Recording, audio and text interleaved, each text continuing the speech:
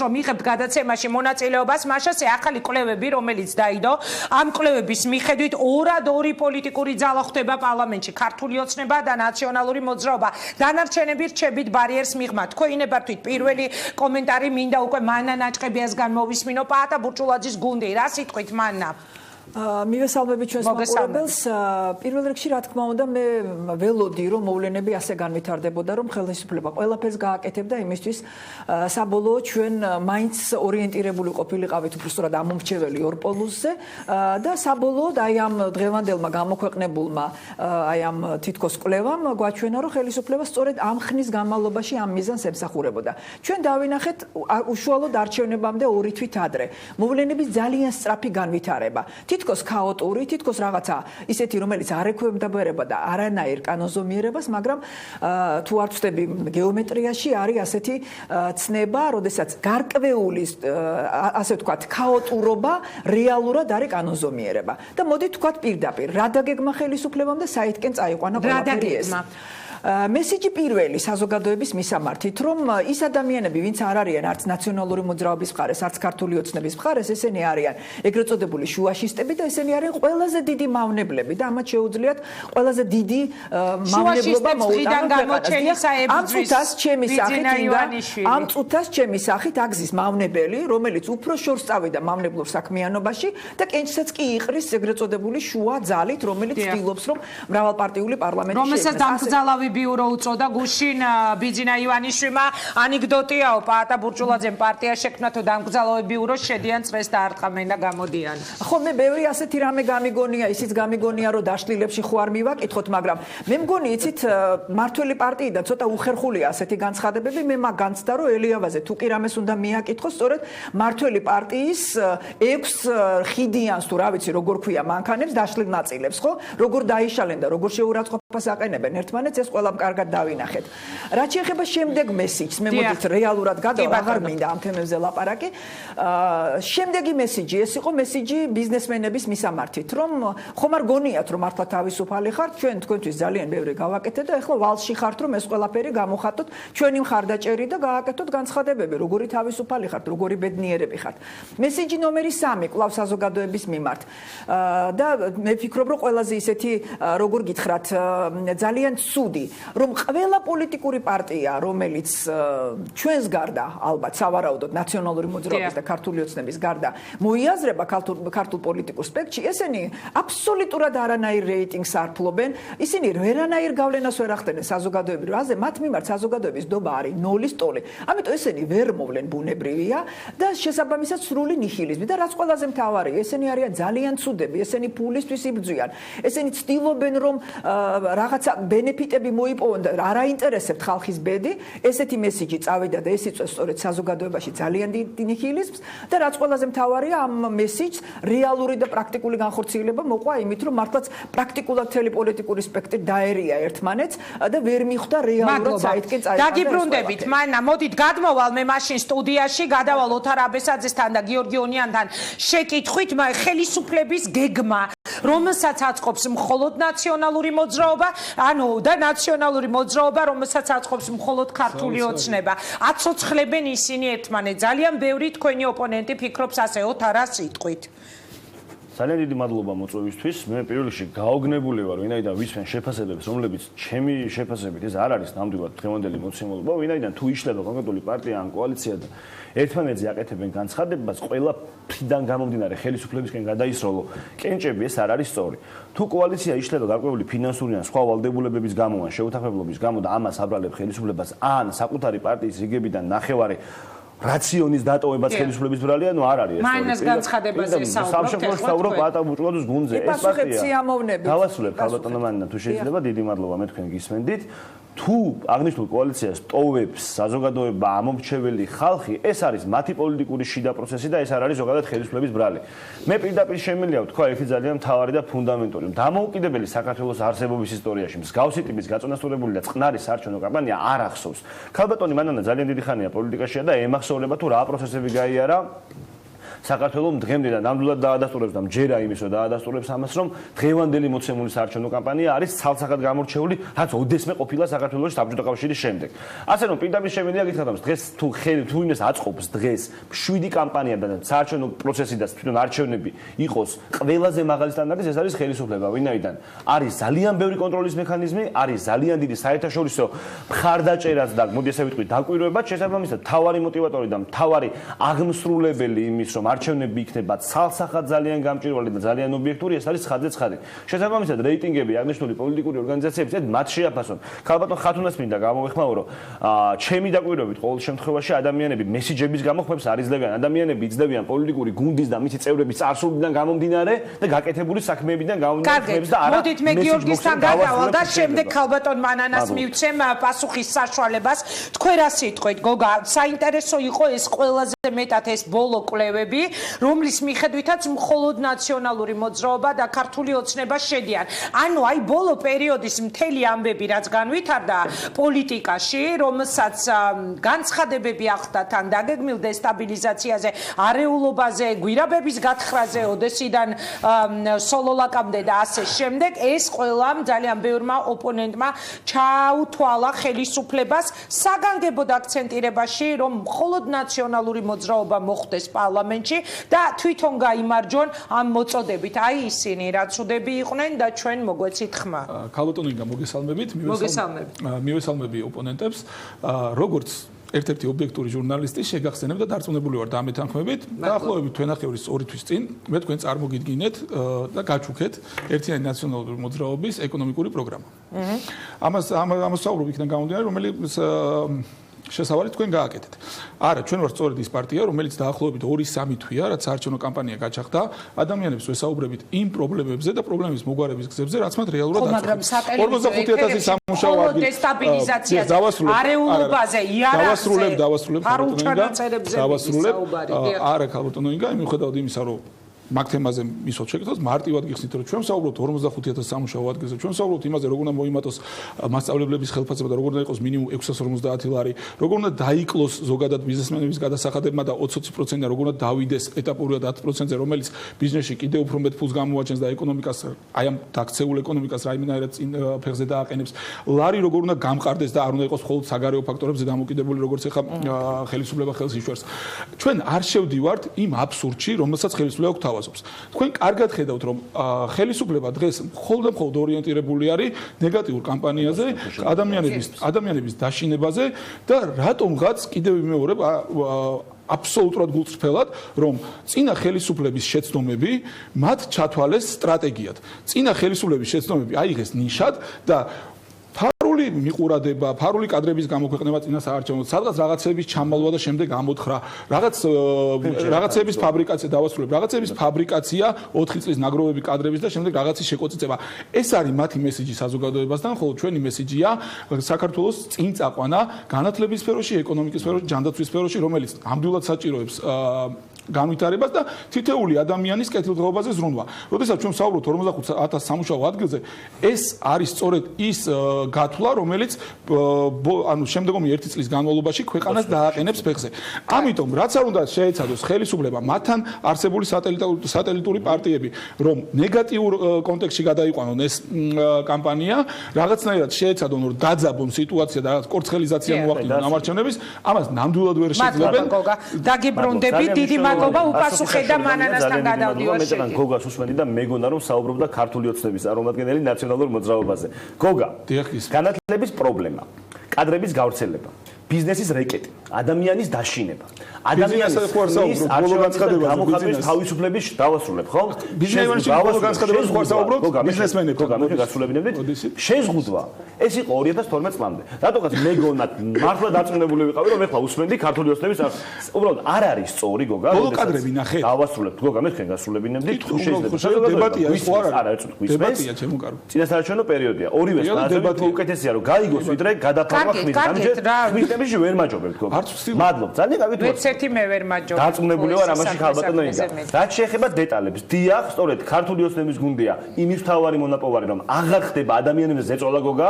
სწორედ ქართული ოცნების გუნდის ხელში გახდა განათლება ყველაზე ხელმისაწვდომი, ვიდრე იყო საქართველოში საბჭოთა კავშირის შემდეგ, დიახ, განათლების გაუმჯობესება თქვენ ხელში არ იყო. მარტივი მაგალითი. ჩვენ ქართული ოცნების გუნდის ხელისუფლებაში ყოფნის პერიოდში მოხდა ის, რომ სკოლებში წიგნები არის აბსოლუტურად უფასო. რომ 1500 მეტი სკოლა დავასრულებს 1500 მეტი სკოლა უილია და გეტყვი 1500 მეტი სკოლა გარემონდა 9 ახალი სკოლა აშენდა 21 სპეციალობაზე სწავლა არის უფასო პროფესიული განათლება თქვენ დაპირდით მესამე მიკრორაიონს დოქტორატურა არის დაფინანსებული და საქართველოს აწყებული არ არის აბსოლუტურად საბავშვო ბაღებში მიღებული განათლება არის აბსოლუტურად უფასო მადლობა თუმცა მანანა ნაჭყებია წეგან საუბრობდა რომ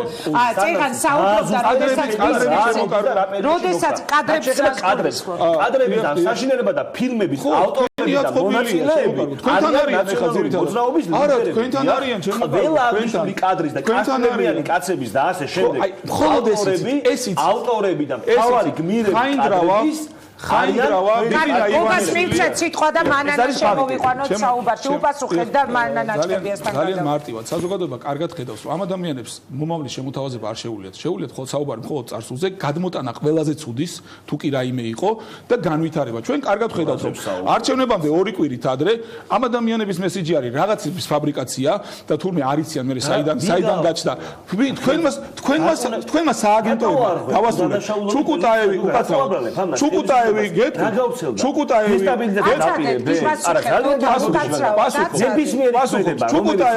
ჰაკიმ ფაშა დაიჟება კანონის სრული ზუსტად მაგაზინი და პასუხისთვის და მომეცით საშუალება სტუმარს დაუსვათ ჰაკიმ ფაშა თქვენი მინისტრი ესეთი გამოსული ფეხების ბაკუნით რომ სადღაც ინახებოდა საბურავები და დაწყებული 315 მუხლით არაერთი გამოძიება თქვენ უნდა დაგარქვათ საზოგადოებამ აუდიტორია 315 თქვენ ხელისუფლებაში არაფერი არ გესაგებთ იმიტომ რომ 315 არის ის მუხლი რომლითაც არაერთხელ დაიწყეთ გამოძიება თითქოს და ვიღაცა გიწყობდათ ამბობს ან რაღაც ამდაგვარს. აქედან გამომდინარე თქვენ შეგიძლიათ საბურავებს თქვენ შეგიძლიათ უკაცრავად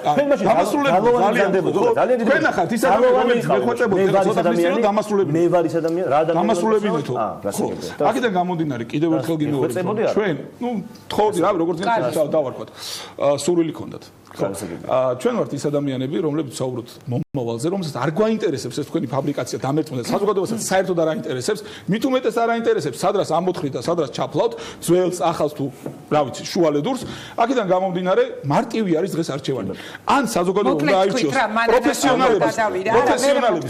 პროფესიონალების გუნდი რომელსაც აქვს ხედვა საქართველოს ეკონომიკა და ადამიანების ცხოვრება წაიყვანოს წინ ან უნდა აირჩიოს გუნდი რომელსაც ხელმძღვანელობს ბიძინა ივანიშვილი და დღესაც აშანტაჟებს დიახ დღესაც აშანტაჟებს ბიზნესმენებს რომ თუ მას არ მისცემენ ბიზნესმენებზე წეღან ძალიან აქცენტი გააკეთა მანანა ნაჭყებია ამიტომ მოდით მე ისევ მანანასთან გადავალ თქვენ იყავით ეხლა ამ სტუდიაში სანამ ოპონენტები დაიწყებდნენ საუბარს რომელმაც ბიზნესზე ზეწოლაზე ისაუბრეთ ანუ ხელისუფლებისთვის თავის მოსაწონი დღეს წინა ხელისუფლებისგან განსხვავებით არის ის რომ მაგალითად ბიზნესზე ზეწოლა არ ხდება თქვენც იზიარებთ იმას რომ ხდება მანა წეგან მაგალითი რომ მოიყვანეთ ბიზნესის დაბარება და რაღაც მიტივების მიცემა მე ოთოს გასაგონადაც მინდა ვთქვა და საზოგადოების გასაგონადაც გააჩნია მეთოდებს თუ საბოლოო მიზანს ეს მეთოდიც აღწევს შედარებით რბილი მეთოდი მაშინ რა თქმა უნდა ბუნებრივია ხელების გადაგრეხვა და ბიზნესების წართმევა არაფერი საჭირო არ არის ადამიანების დაძახება ყველაზე მდიდარი და ყველაზე დიდი გავლენის მქონე ადამიანის მხრიდან ბიზნესმენების და მათთან განცხადების გაკეთება რომ თქვენ ახლა ეს ყველაფერი რაც ჩვენ შეგექმნით უნდა გამოხატოთ იმაში რომ ხარი უნდა დაუჭიროთ მართლ პარტიას ანუ ეს არის მესიჯი რომ არავითარი ოპოზიციისკენ არ გაიხედეთ არც ერთი კაპიკი ოპოზიციის ყულაბაში თქვენ მართლა ხوار გონიათ რომ ასეთი თავისუფლება მიიღეთ დახურული შეხვედრა იყო ესწრებოდი თქვენამ შეხვედრას ნუ ახლა რაც გავიგონეთ თოთო ძალიან გთხოვთ დამასრულებინეთ მე თქვენ არ გერეოდით ჩვენ ეს მოვისმინეთ ტელევიზიებით მე რა რომ დახურული შეხვედრა იყო ჩვენ ეს მოვისმინეთ შეხვედრა რამოდენიმე საათი გარდა იმ მეორე რაც შეეხება აი ამდენ ყველაფერის თითქოს თავის მოყრას წინა საარჩევნო სამალავების აღმოჩენა იარაღის აღმოჩენა რაღაცა დესტაბილიზაციისკენ მოწოდებები ჩანაწერები ვიდეო და ასე შემდეგ დამთრგუნველია საზოგადოებისთვის კიდევ ერთხელ ამბობ მოგო შესაძლოა ადამიანებს დღეს პირდაპირ უშუალო ზეწოლას არ ახდენენ როგორც ახდენდა ამას ნაციონალური მოძრაობა მაგრამ ფონი არის ძალიან სტრესული არჩევნებისთვის და რაც ყველაზე მთავარია ეს ფონი არის შექმნილი იმისთვის რომ ადამიანები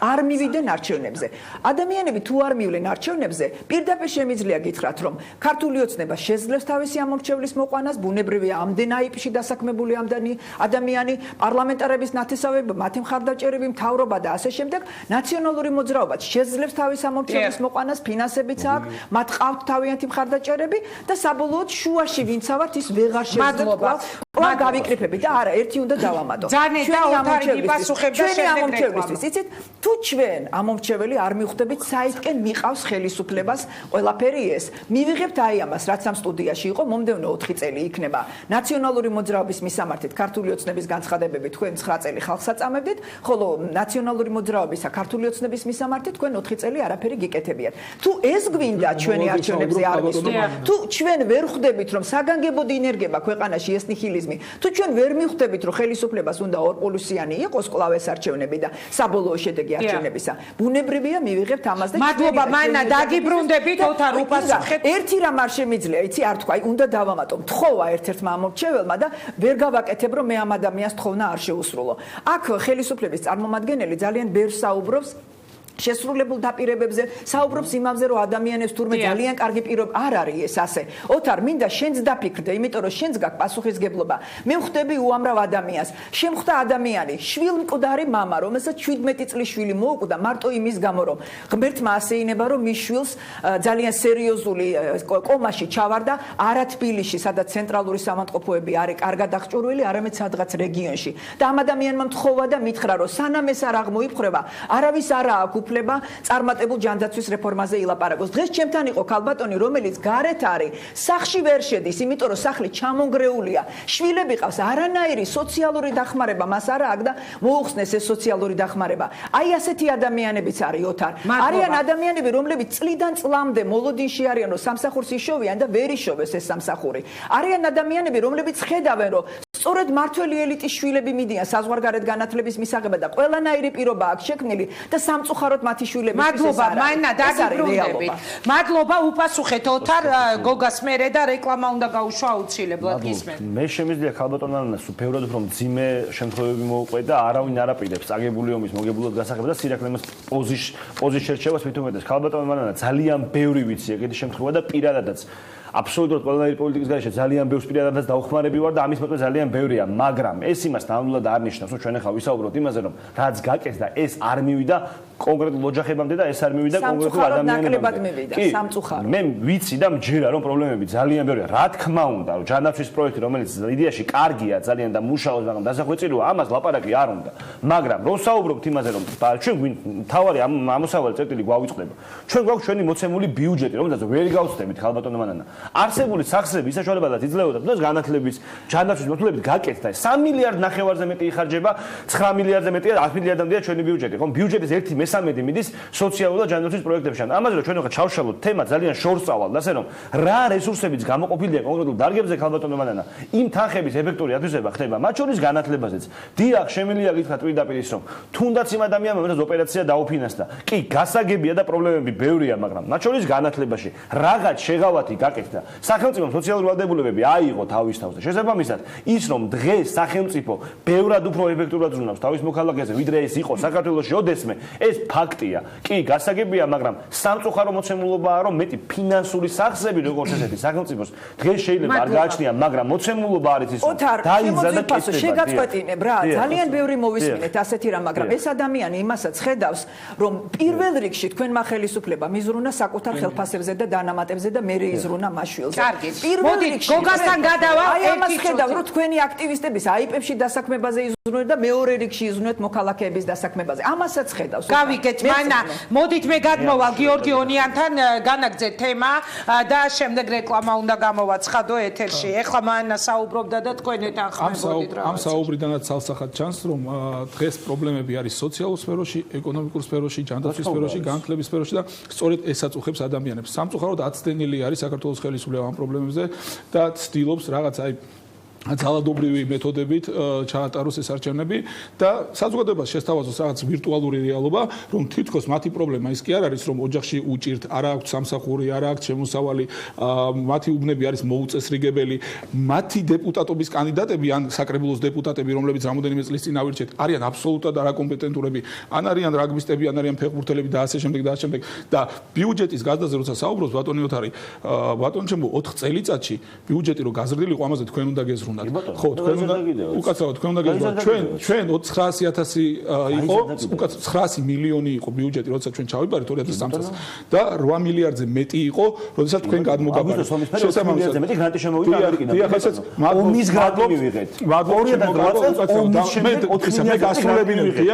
ზუსტად მაგაზე, ბოდიში რა საუბრობს სწორედ დამასრულებინე ძალიან ხო.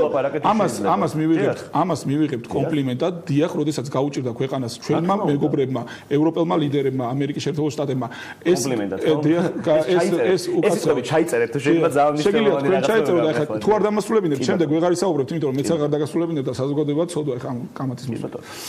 რაც ყველაზე მთავარი არის, ამ ხელისუფლებამ ვერ უპასუხა იმ გამოწვევებს, რაც საზოგადოების წინაშე დგას. ეს არის ცალსახა. ვაზის უმანში და მერვე ლეგიონში ბატონო ოთარ, თქვენ როდესაც სკოლებზე და ბაღებზე და მათ მშენებლობაზე საუბრობდით, ბუკლეტს განახებთ თქვენსას, ქართული ოცნებისას პირდაპირ წერია, რომ ამ უბანში უნდა აშენებულიყო სკოლა და ბაღი. დაწყებული არ არის არც ერთის მშენებლობა და არც მეორე მშენებლობა. ესეთი ტყუილი დაპირებები ბიზნია ივანიშვილმა დანერგა და შესაბამისად ირაკლი აბუსერიძემ და ნებისმიერ სხვა მაჟორიტარობის კანდიდატებმაც ეს გადაიღეს. აქედან გამომდინარე საზოგადოება მარტივად გააკეთებს ძალიან არჩევას. მიუხედავად იმისა, გამოიყენებ თუ არა ადმინისტრაციულ რესურსს და თქვენ მე გუშინ გავაკეთებ პრესკონფერენცია ბატონო ოთარ და განახეთ რომ მაჟორიტარობის კანდიდატი ქართული ოცნების ვაისმანში და მერვე ლეგიონში დაყავთ ხელდახელ მერს, გამგებლებს, სკოლებში, ბაღებში. დიახ და გადმოიღეს მეთქი და ორჯერ ვარესად აკეთებენ ამ ყველაფერს. რაზე უნდა შევთანხმდებით? ყველა ხელისუფლების პირველი ვერ შევთანხმდებით. ხალბატონი ამაზე თუ შევთანხმდებით, მაშინ შემდეგი ხელისუფლებაც იგივეს გააკეთებს. არ უნდა შევთანხმდეთ, უნდა შევეწინააღმდეგოთ და უნდა დავასრულოთ. მადლობა. ოთარ უპასუხე და 2 წუთში უნდა ჩაეწიოთ და რეკლამა უნდა გამოვიდეთ. 2 წუთში დამასრულებინე, მაგრამ განათლების შევეხები, რომელიც მანდ მუშაობდი და ეს ზერმიწევდი. 2012 წელს ჩვენ ჩავიბარეთ 205 ლარიანი ხელფასის მქონე მასწავლებელი. დღეს ეს არის გაორმაგებული გონდა და 2017 წელს მასწავლებლის საშუალო ხელფასი იქნება 800 ლარი. ჩვენ ჩავიბარეთ მეცნიერი დავასრულებთ მეცნიერი დღეს ხო ვართ გაორმაგებული მეცნიერი რომლის ხელფასი იყო 150 ლარი გადაამოწმე 150 ლარი დღეში დღეს იღებენ ხელზე 600-დან 800 ლარი და შესაბამისი ლაბორატორიიდან გამომდინარე დღეს საქართველოს მე მოგიყვანთ თქვენაში მეცნიერი ძალიან საქართველოში იყო 30000-ზე მეტი სტატუს შეჩერებული სტუდენტი 21 უფასო 21 როგორ არის ბატონო მისმენ ოთო აკიდა 21 უფასო სპეციალობიდან გამომდინარე 18000-ზე მეტმა სტუდენტმა აღიდგინა სტატუსი მარტო აღიდგინა გავაგზავნე მოიყვანა ვანახო თუნდაც 2 სამი ესე დოქტორატურა რომელიც არ 30-ს განახეთ განაცემის შემდეგ მადლობა რეკლამის დროა დავბრუნდებით მადლობა რეკლამის შემდეგ დავბრუნდებით მე მაქვს ასეთი კითხვა თითოეულ თქვენგანთან რეკლამის შემდეგ მოусმენ თითოეულ სტუმარს აი ეს არის რეალობა ანუ ჩვენ განცხადებებს განვიხილავთ ყოველდღე განცხადებებს ვისმენთ კადრებს ვნახულობთ ფარულ ჩანაწერებს ვნახულობთ სინამდვილეში ნებისმიერი დებატი მიდის სოციალურ მდგომარეობამდე ეკონომიკურ გაჭირვებამდე უმუშევრობამდე